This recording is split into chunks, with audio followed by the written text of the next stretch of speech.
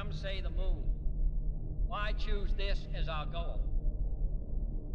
And they may well ask, why climb the highest mountain?